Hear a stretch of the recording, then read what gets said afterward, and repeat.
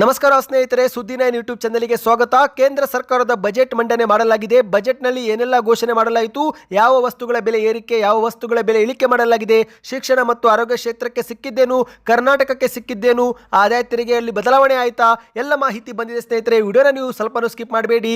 ರೈತರ ಜೊತೆಗೆ ಬಂಗಾರ ಮತ್ತು ಚಿನ್ನದ ಬೆಲೆ ಬಗ್ಗೆಯೂ ಕೂಡ ಮಾಹಿತಿ ಬಂದಿದೆ. ಬಜೆಟ್ ದಿನವೇ ದೊಡ್ಡ ಮಟ್ಟದಲ್ಲಿ ಷೇರು ಮಾರುಕಟ್ಟೆ ಕುಸಿತ ಕಂಡಿದೆ. ರೈತರಿಗೆ ಗುಡ್ ನ್ಯೂಸ್ ಕೂಡ ಕೊಡಲಾಗಿದೆ.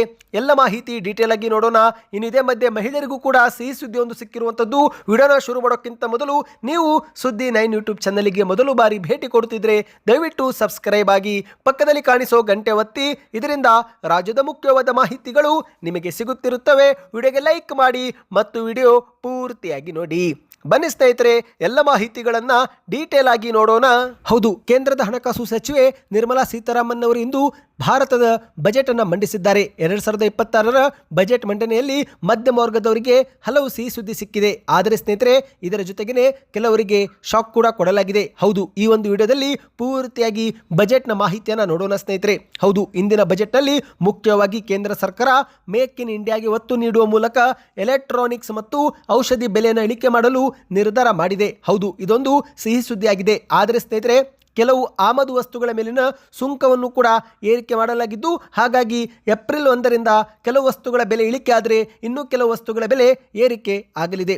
ಮೊದಲಿಗೆ ಸ್ನೇಹಿತರೆ, ಮೊಬೈಲ್ ಮತ್ತು ಚಾರ್ಜರ್ ಬೆಲೆ ಇಳಿಕೆ ಮಾಡಲಾಗಿದೆ. ಹೌದು, ಸ್ಮಾರ್ಟ್ ಫೋನ್ ಪ್ರಿಯರಿಗೆ ಶುಭ ಸುದ್ದಿ. ಇನ್ನು ಮುಂದೆ ಮೊಬೈಲ್ ಅತಿ ಕಡಿಮೆ ಬೆಲೆಗೆ ಲಭ್ಯವಾಗಲಿದೆ. ಹೌದು, ಮೊಬೈಲ್ ಫೋನ್ ತಯಾರಿಕೆಗೆ ಬಳಕೆ ಮಾಡಲಾಗುವ ಬಿಡಿ ಭಾಗಗಳಿಂದ ಹಿಡಿದು ಚಾರ್ಜರ್ ವರೆಗಿನ ಎಲ್ಲ ಕಸ್ಟಮ್ ಸುಂಕವನ್ನು ಕಡಿತಗೊಳಿಸಲಾಗಿದೆ. ಈ ಮೂಲಕ ಇನ್ನು ಮುಂದೆ ಆ್ಯಪಲ್, ಸ್ಯಾಮ್ಸಂಗ್ ಸೇರಿದಂತೆ ದೊಡ್ಡ ದೊಡ್ಡ ಬ್ರ್ಯಾಂಡ್ ಮೊಬೈಲ್ ತುಂಬ ಕಡಿಮೆ ಬೆಲೆಗೆ ಲಭ್ಯವಾಗುತ್ತೆ. ಏಪ್ರಿಲ್ 1ರಿಂದ ನಾವು ಬೆಲೆ ಇಳಿಕೆ ನೋಡಬಹುದಾಗಿದೆ. ಇನ್ನು ಆರೋಗ್ಯ ಕ್ಷೇತ್ರಕ್ಕೆ ದೊಡ್ಡ ರಿಲೀಫ್ ಸಿಕ್ಕಿದೆ.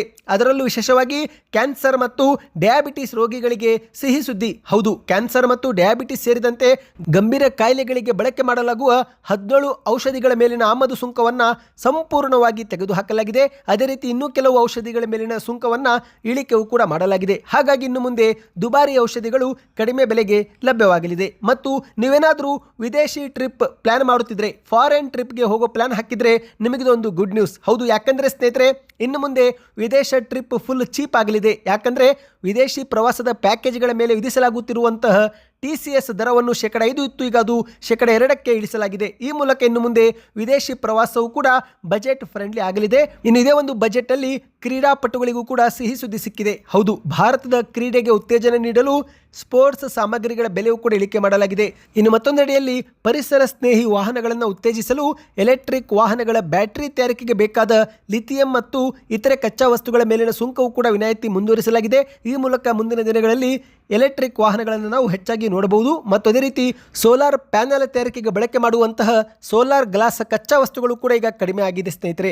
ಇನ್ನು ಕೇವಲ ಇಳಿಕೆ ಮಾತ್ರವಲ್ಲ, ಬಜೆಟ್ನಲ್ಲಿ ಏರಿಕೆಯೂ ಕೂಡ ಮಾಡಲಾಗಿದೆ. ಹೌದು, ವಿಶೇಷವಾಗಿ ಸಿಗರೇಟ್, ತಂಬಾಕು, ಆಲ್ಕೋಹಾಲ್ ಉತ್ಪನ್ನಗಳ ಮೇಲಿನ ಸುಂಕ ಹೆಚ್ಚಳ ಮಾಡಲಾಗಿದೆ. ಹಾಗಾಗಿ ಶೀಘ್ರವೇ ಧೂಮಪಾನಿಗಳಿಗೆ, ಮದ್ಯಪ್ರಿಯರಿಗೆ ಬಿಸಿ ಮುಟ್ಟಲಿದೆ. ಇನ್ನು ವಿದೇಶದಿಂದ ಆಮದು ಆಗುವ ಪ್ಲಾಸ್ಟಿಕ್ ವಸ್ತುಗಳ ಬೆಲೆಯೂ ಕೂಡ ಏರಿಕೆ ಮಾಡಲಾಗಿದೆ. ಇನ್ನು ಇದೇ ನಡುವೆ ಆದಾಯ ತೆರಿಗೆಯಲ್ಲಿ ಯಾವುದೇ ಬದಲಾವಣೆ ಇಲ್ಲ. ಹೌದು, ಈಗಲೂ ಕೂಡ 12 ಲಕ್ಷವರೆಗಿನ ಯಾವುದೇ ಒಂದು ಆದಾಯಕ್ಕೆ ಟ್ಯಾಕ್ಸ್ ಕಟ್ಟುವಂತಿಲ್ಲ. ಹೌದು ಸ್ನೇಹಿತರೆ, 2025ರ ಆದಾಯ ತೆರಿಗೆ ಸ್ಲ್ಯಾಬನ್ನೇ ಮತ್ತೆ ಮುಂದುವರಿಸಲಾಗಿದೆ. ಈ ಬಾರಿಯ ಬಜೆಟ್ನಲ್ಲಿ ತೆರಿಗೆ ರಿಟರ್ನ್ ಸಲ್ಲಿಕೆ ಮಾಡಲು ಕೆಲವು ಇತರೆ ವ್ಯವಸ್ಥೆಗಳನ್ನು ಘೋಷಣೆ ಮಾಡಲಾಗಿದೆ. ಆದರೆ ಆದಾಯ ತೆರಿಗೆಯಲ್ಲಿ ಯಾವುದೇ ಒಂದು ಬದಲಾವಣೆ ಮಾಡಿಲ್ಲ. 2025ರ ತೆರಿಗೆ ಸ್ಲ್ಯಾಬನ್ನೇ ಮುಂದುವರಿಸಲಾಗಿದೆ. ಆದರೆ ಸ್ನೇಹಿತರೆ, ಇಲ್ಲಿ ತೆರಿಗೆ ಸಲ್ಲಿಕೆ ಮಾಡಲು ಒಂದು ಅವಧಿಯನ್ನು ಬದಲಾವಣೆ ಮಾಡಲಾಗಿದೆ. ಹೌದು, ITR ಸಲ್ಲಿಕೆಗೆ ಸುಲಭಗೊಳಿಸಲು ಸರ್ಕಾರ ಹಂತ ಹಂತದ ಸಮಯ ನಿಗದಿಪಡಿಸಿರುವಂಥದ್ದು. ವೈಯಕ್ತಿಕ ITR ಸಲ್ಲಿಕೆ ITR 1 ಮತ್ತು ITR 2ಕ್ಕೆ ಜುಲೈ 31ರವರೆಗೆ ಕಾಲಾವಕಾಶವಿರುತ್ತೆ. ಉದ್ಯಮ ಮತ್ತು ಟ್ರಸ್ಟ್ ಅವರ ITR ಸಲ್ಲಿಕೆ ಮಾಡಲು ಆಗಸ್ಟ್ 31ರವರೆಗೆ ಕಾಲಾವಕಾಶ ವಿಸ್ತರಿಸಲಾಗಿದೆ. ಇನ್ನು ಇದೇ ಮಧ್ಯೆ ಸ್ನೇಹಿತರೆ, ಒಂದು ದೊಡ್ಡ ಘೋಷಣೆ ಎಂದರೆ ಅಪರಾಧ ಮುಕ್ತಗೊಳಿಸುವಿಕೆ. ಅಂದರೆ ಸಣ್ಣ ಪುಟ್ಟ ತಪ್ಪುಗಳಿಗೆ ಜೈಲು ಶಿಕ್ಷೆ ವಿಧಿಸುವುದನ್ನು ನಿಲ್ಲಿಸಿ ಎಂದು ಬಜೆಟ್ನಲ್ಲಿ ಹೇಳಲಾಗಿದೆ. ಹೌದು, ಕೇವಲ ದಂಡ ವಿಧಿಸುವ ನಿರ್ಧಾರ ಮಾತ್ರ ತೆಗೆದುಕೊಳ್ಳಿ, ಬದಲಿಗೆ ಜೈಲು ಶಿಕ್ಷೆ ಇನ್ನು ಮುಂದೆ ವಿಧಿಸುವಂತಿಲ್ಲ. ಮತ್ತು ಅದೇ ರೀತಿ ದಾಖಲೆ ಪತ್ರ ಹಾಜರಿಪಡಿಸುವಲಿಕ್ಕೆ ವಿಳಂಬವಾದರೆ ಆ ಸಮಯದಲ್ಲೂ ಕೂಡ ಕ್ರಿಮಿನಲ್ ಅಪರಾಧ ಎಂದು ಪರಿಗಣಿಸುವಂತಿಲ್ಲ, ಬದಲಿಗೆ ಕೇವಲ ದಂಡ ಮಾತ್ರ ಹಾಕಬೇಕು ಎಂದು ಕೂಡ ಬಜೆಟ್ನಲ್ಲಿ ಹೇಳಲಾಗಿದೆ. ಇನ್ನು ರೈತರಿಗೆ ಬಜೆಟ್ನಲ್ಲಿ ಸಿಕ್ಕಿದ್ದೇನು? ಹೌದು, ರೈತರು ಈ ಬಾರಿ PM ಕಿಸಾನ್ ಸಮ್ಮಾನ್ ನಿಧಿ ಯೋಜನೆ ಮೊತ್ತ ಹೆಚ್ಚಳವಾಗುತ್ತೆ ಎಂದು ನಿರೀಕ್ಷಿಟ್ಟಿದ್ರು. 6,000 ರೂಪಾಯಿ ಬದಲಿಗೆ 9,000 ರೂಪಾಯಿ ಆಗುತ್ತೆ ಎಂಬ ಒಂದು ಸುದ್ದಿಯೂ ಕೂಡ ಭಾರಿ ವೈರಲ್ ಆಗಿತ್ತು. ಆದರೆ ಅದು ಎಲ್ಲವೂ ಕೂಡ ಹುಸಿಯಾಗಿದೆ.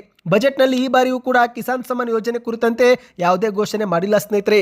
ಹಣಕಾಸು ಸಚಿವೆ ನಿರ್ಮಲಾ ಸೀತಾರಾಮನ್ ಅವರಿಗೆ ಮತ್ತು ಕೇಂದ್ರ ಸರ್ಕಾರಕ್ಕೆ ಈಗಾಗಲೇ ಈ ಒಂದು ಹಣವನ್ನು ದ್ವಿಗುಣ ಮಾಡಬೇಕು ಎಂದು ರೈತರು ಬೇಡಿಕೆ ಮೇಲೆ ಬೇಡಿಕೆ ಇಡುತ್ತಲಿದ್ದಾರೆ. ಪ್ರತಿ ಬಜೆಟ್ನಲ್ಲೂ ಕೂಡ ರೈತರು ಸರ್ಕಾರದ ವಿರುದ್ಧ ಹೋರಾಟವೂ ಕೂಡ ಮಾಡಿದ್ದಾರೆ.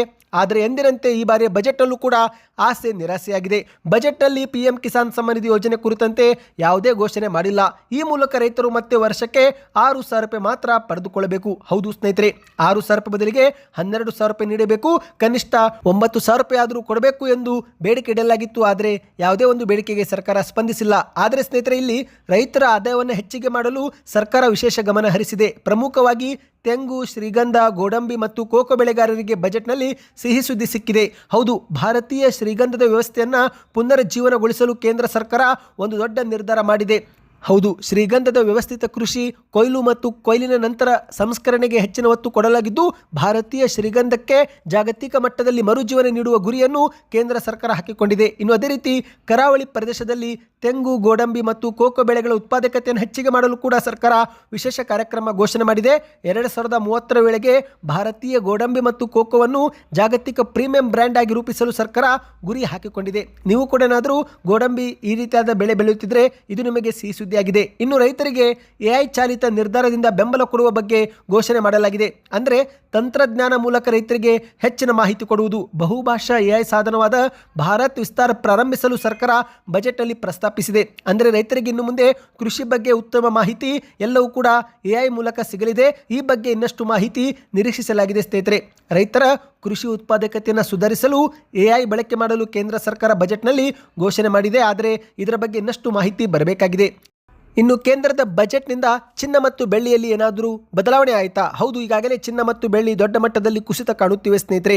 ಅಂತಾರಾಷ್ಟ್ರೀಯ ಮಾರುಕಟ್ಟೆಯಲ್ಲಿ ಪ್ರಾಫಿಟ್ ಬುಕ್ಕಿಂಗ್ ಮಾಡಲಾಗುತ್ತಿದೆ. ಅಂದರೆ ಇಷ್ಟು ದಿನ ಚಿನ್ನ ಕಡಿಮೆ ಬೆಲೆ ಇದ್ದಾಗ ಏನು ಖರೀದಿ ಮಾಡಿದರೂ ಈಗ ಅವರು ಎಲ್ಲರೂ ಕೂಡ ಸೆಲ್ ಮಾಡ್ತಿದ್ದಾರೆ. ಹಾಗಾಗಿ ಪ್ರಾಫಿಟ್ ಬುಕ್ಕಿಂಗ್ ಆಗುತ್ತಿದ್ದು ಚಿನ್ನ ಸತತವಾಗಿ ಕುಸಿತ ಕಾಣ್ತಾ ಇದೆ.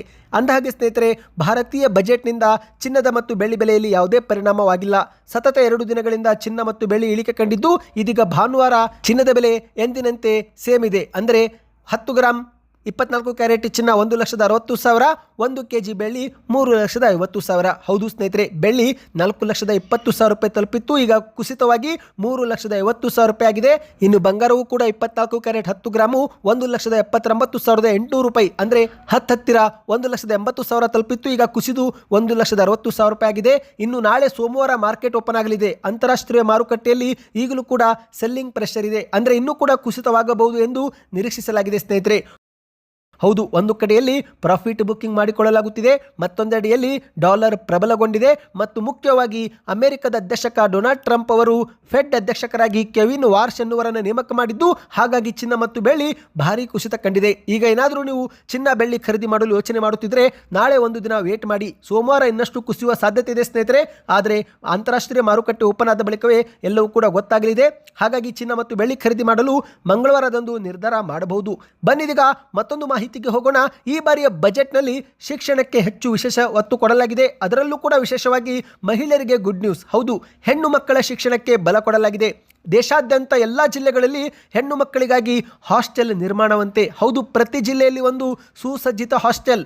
ಹೆಣ್ಣು ಮಕ್ಕಳು ಉನ್ನತ ಶಿಕ್ಷಣದಿಂದ ವಂಚಿತರಾಗಬಾರದು ಎಂಬ ಉದ್ದೇಶದಿಂದ ಸರ್ಕಾರ ದೊಡ್ಡ ಹೆಜ್ಜೆ ಇಟ್ಟಿದೆ. ದೇಶದ ಪ್ರತಿಯೊಂದು ಜಿಲ್ಲೆಯಲ್ಲೂ ಸುಸಜ್ಜಿತ ಬಾಲಕಿಯರ ಹಾಸ್ಟೆಲ್ ನಿರ್ಮಿಸಲಾಗುವುದು. ಇದರಿಂದ ಹಳ್ಳಿ ಮತ್ತು ಗ್ರಾಮೀಣ ಭಾಗದ ವಿದ್ಯಾರ್ಥಿನಿಯರಿಗೆ ನಗರದ ಪ್ರದೇಶಗಳಲ್ಲಿ ಉನ್ನತ ಶಿಕ್ಷಣ ಪಡೆಯಲು ಸುಲಭವಾಗುತ್ತೆ ಎಂದು ಬಜೆಟ್ನಲ್ಲಿ ಹೇಳಲಾಗಿದೆ. ಇನ್ನು ಇದೇ ನಡುವೆ ಸ್ನೇಹಿತರೆ, ಆರೋಗ್ಯ ಕ್ಷೇತ್ರಕ್ಕೆ ಸಿಹಿ ಸುದ್ದಿ ಕೊಡಲಾಗಿದೆ. ಹೌದು, ಈ ಮೊದಲೇ ಹೇಳಿದಂತೆ ಕ್ಯಾನ್ಸರ್ ಮತ್ತು ಡಯಾಬಿಟಿಸ್ಗೆ ಇನ್ನು ಮುಂದೆ ಬ್ರೇಕ್ ಬೀಳಲಿದೆ. ಒಟ್ಟು 10,000 ಕೋಟಿ ವೆಚ್ಚದ ಬಯೋಫಾರ್ಮಾ ಶಕ್ತಿ ಯೋಜನೆಗೆ ಸರ್ಕಾರ ಘೋಷಣೆ ಮಾಡಿದೆ.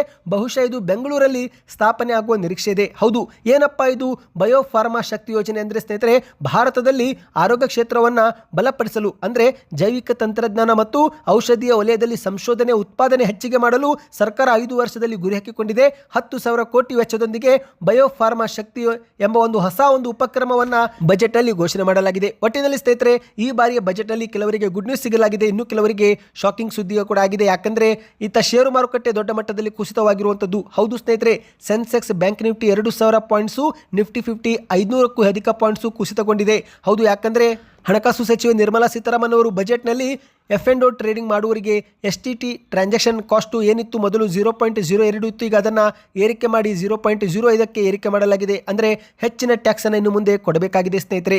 ಇನ್ನು ಮದ್ಯಪ್ರಿಯರಿಗಂತೂ ಶಾಕಿಂಗ್ ಸುದ್ದಿ, ಯಾಕಂದರೆ ಸಿಗರೇಟ್, ಆಲ್ಕೋಹಾಲ್, ಮದ್ಯದ ಬೆಲೆ ಎಲ್ಲವೂ ಕೂಡ ಭಾರಿ ಏರಿಕೆ ಮಾಡಲಾಗಿದೆ. ಈ ಮಾಹಿತಿ ನಿಮಗೆ ಇಷ್ಟವಾಯ್ತಾ ಸ್ನೇಹಿತರೆ? ಬಜೆಟ್ನಲ್ಲಿ ನಿಮ್ಮ ಅಭಿಪ್ರಾಯ ಏನು ಅದನ್ನು ನೀವು ಕಮೆಂಟ್ ಮಾಡಿ. ಎಲ್ಲ ಮಾಹಿತಿ ಇಷ್ಟವಾಗಿದ್ದರೆ ಚಾನಲ್ಗೆ ದಯವಿಟ್ಟು ಸಬ್ಸ್ಕ್ರೈಬ್ ಮಾಡಿಕೊಳ್ಳಿ.